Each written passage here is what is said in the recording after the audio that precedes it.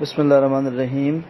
کچھ دن پہلے ہمارے گروپ میں ایک سوال موصول ہوا کہ امامت کے لیے امام صاحب کی شریعت میں کیا شرائط ہیں، اگر مسجد میں امام صاحب نہیں پہنچ پائے تو ان کی جگہ پر امامت کے لیے کس طرح کے شخص کو کن شرائط کے ساتھ جو ہے وہ آگے مقدم کیا جا سکتا ہے، امامت کے لیے کھڑا کیا جا سکتا ہے۔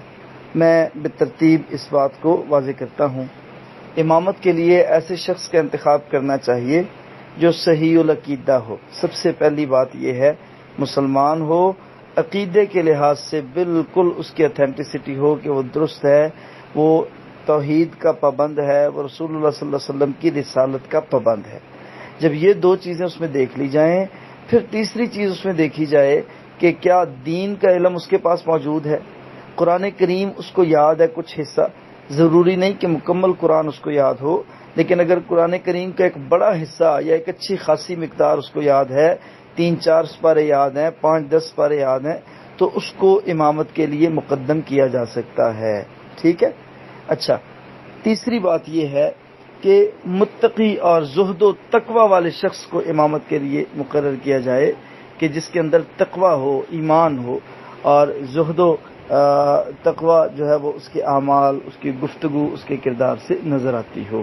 ایسے شخص کو امامت کے لیے مقدم کرنا چاہیے، اس کو امامت کے لیے مقرر کرنا چاہیے۔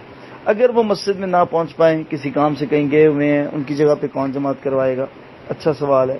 تو ان پیچھے رہ جانے والوں میں سے جو نمازی ہیں، ان میں جو بندہ انہی اوصاف کا حامل ہو، عقیدے کا درست ہو، کتاب و سنت کا پابند ہو، اور اس کو قرآن اچھی خاصی مقدار میں یاد ہو۔ اچھی خاصی مقدار سے مراد یہ ہے کہ وہ جماعت کروا سکتا ہو، وہ قرات کر سکتا ہو، قرات میں اس کو مسئلہ درپیش نہ آئے۔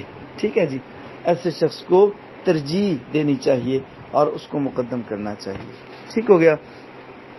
تیسری بات یہ، بہت ساری مسجدوں میں دیکھنے میں یہ آتا ہے کہ امام صاحب کے پیچھے وہ شخص کھڑا ہوتا ہے جو 4 پیسے ٹکے اچھے کماتا ہے، یا جو زبان دراز ہے، یا پھر ایسی کیٹیگری کے لوگ اکثر پیچھے کھڑے ہوتے ہیں کہ جو مطلب شوقیہ طور پہ کھڑے ہو رہے ہیں، باقی ان کو نہ علم ہے، نہ ان کے پاس زہد و تقوی ہے۔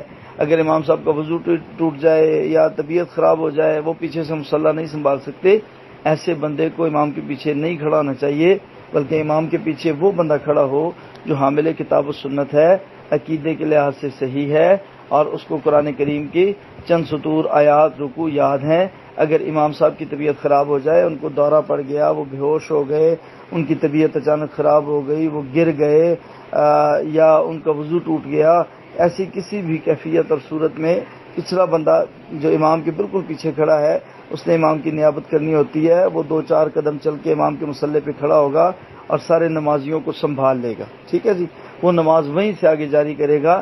تو اگر بیچارے کو آتی نہیں ہے، گٹکا پان کھانے والا بندہ پیچھے کھڑا ہے، نہ اس کو قرآن آتا ہے، نہ اس کو حدیث کا پتہ ہے، نہ اس کا عقیدہ درست ہے، نہ اس کا اسناد کا کوئی معاملہ ہے، نہ اس کا زہد و تقوی کا کوئی معاملہ ہے، تو ایسا شخص جو پیچھے کھڑا ہے وہ پھر بوجھ ہے، نمازیوں کے لیے بھی، امام کے لیے بھی۔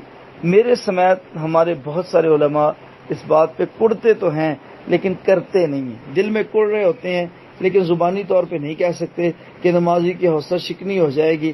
حالانکہ کہہ دینا چاہیے کہ بھائی پیچھے ایسا شخص کھڑا ہو جو مسجد کا نائب امام ہے، یا حافظ قرآن ہے، یا عالم ہے، یا کم از کم وہ قرآن کریم کی چند صورتوں کو جو ہے وہ جانتا ہے، پڑھ سکتا ہے، اور نماز اس کو اچھے طریقے سے آتی ہے اور عقیدے کا درست ہے۔